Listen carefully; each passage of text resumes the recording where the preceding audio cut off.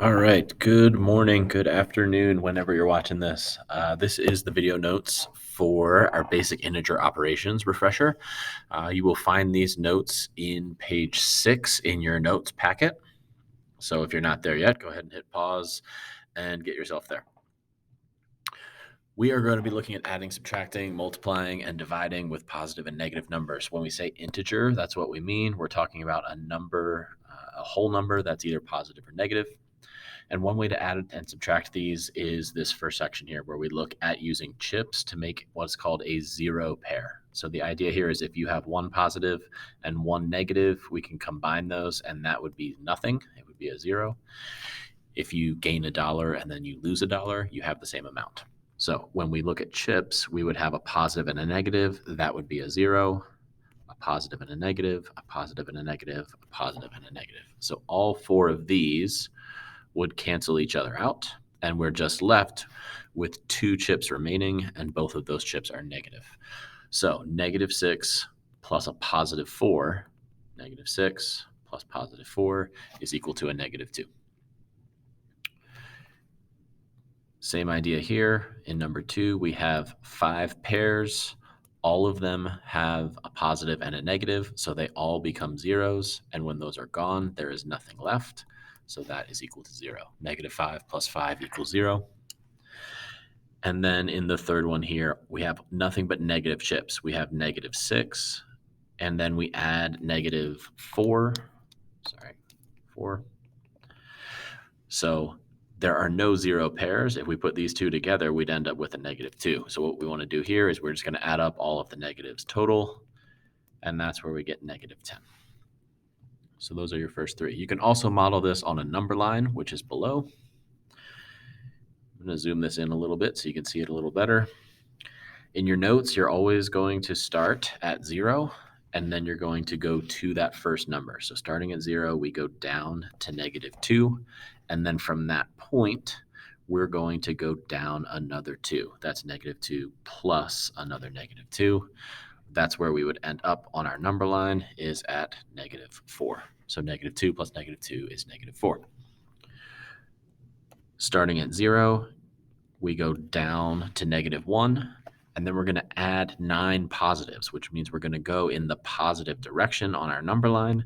Starting at -1, our first step, if you imagine that you were walking, it would take one step to get to 0, 2, 3, 4, 5, 6, 7, 8, 9.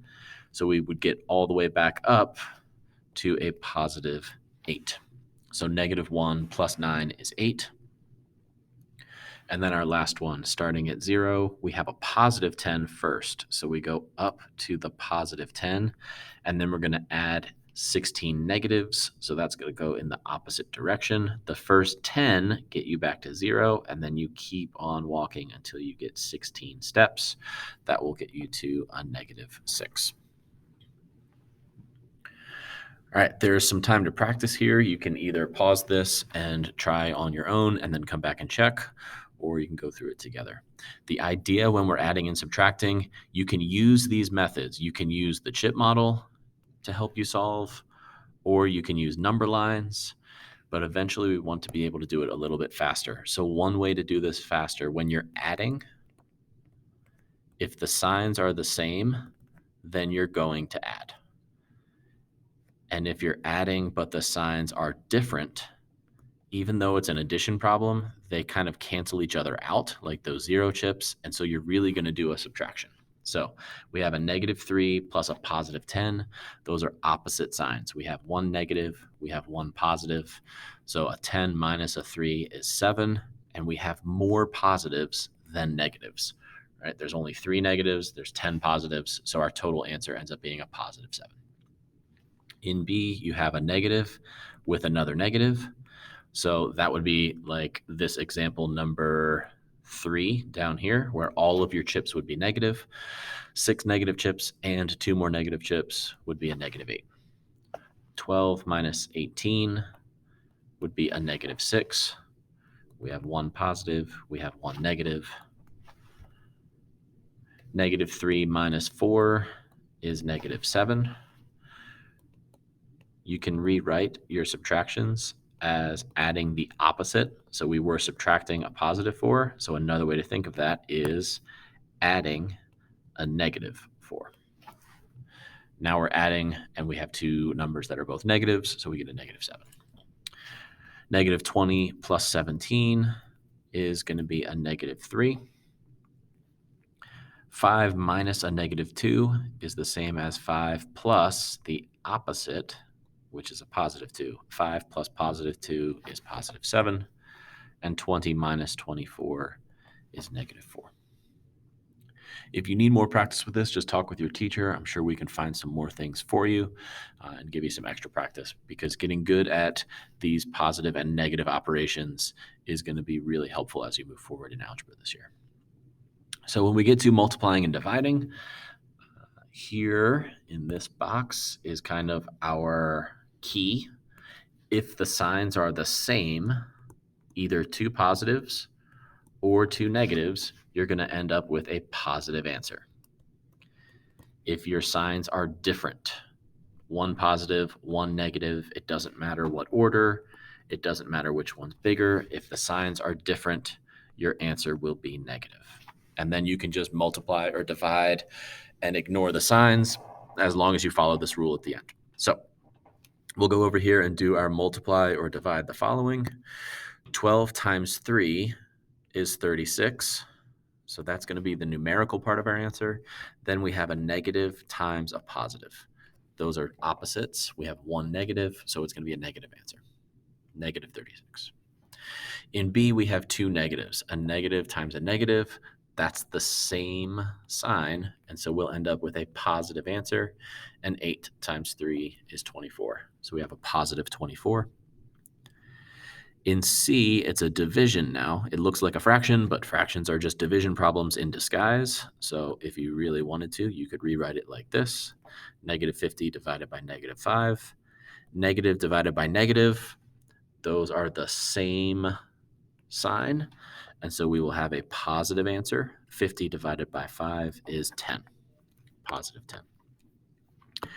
In D, we have opposite signs. We have a negative being divided by a positive, and so we will get a negative answer. And 48 divided by 3 is 16. And in E, we have opposite signs, negative times positive, so we'll get a negative, and 9 times 4 is 36. The only other thing to practice on this last page, or on the last part of this page, are exponents and square roots. These are kind of like multiplying and dividing. This is one direction of the operation, and the square root is the opposite direction. So when we use an exponent, we talk about a base, which is the number that is going to be multiplied, and then the exponent tells us how many times we're going to multiply it. It's a repeated multiplication. So when you have an exponent of 2, that means you're going to write the big number 2 times. 7, 7, and in between is going to be multiplication. 7 times 7 is 49. In part B, we have 2 to the power of 4. So we write the number 2, 1, 2, 3, 4 times. And each time in between, we're going to multiply. So 2 times 2 is 4. 4 times 2 is 8. And 8 times 2 is 16. So 2 to the 4th power is equal to 16. And then in C and D, if you look carefully, these questions might look like they are the same, but there's a very slight difference. The idea is that the exponent can only reach the thing that it is closest to. So in part C, 3 is being raised to the power of 2. So we have a 3 times a 3, and then we have a negative in front of that. So it's like multiplying by a negative 1. It will change the sign, but it won't change the number. So 3 times 3 is 9. But it's going to be a negative 9 because this negative out here is in the front. In part D, the difference is that we have these parentheses, which means the base is this entire number. So when we go to the power of 2, we're going to write that whole thing, negative 3 times negative 3. And a negative times a negative is going to make this answer a positive. 3 times 3 is 9. So in part C, you just have one negative, and it becomes a -9. In part D, you have two negatives, -3 times -3, because you have those parentheses. Square roots are like doing exponents in reverse. And so we're looking at what if 81 is the total number of boxes, then what would the dimensions of the box be? Like if you look at this picture over here, you have 4 little squares, and so you have a 2 by 2 square. This one has 9 squares, and so it's 3 by 3. So we're looking for the number that when multiplied by itself, we get this number inside. So the square root of 81 is 9 because 9 times 9 is 81. In part B, we have the square root of 121. That's 11 because 11 squared is 121. Sorry, I'm running out of room.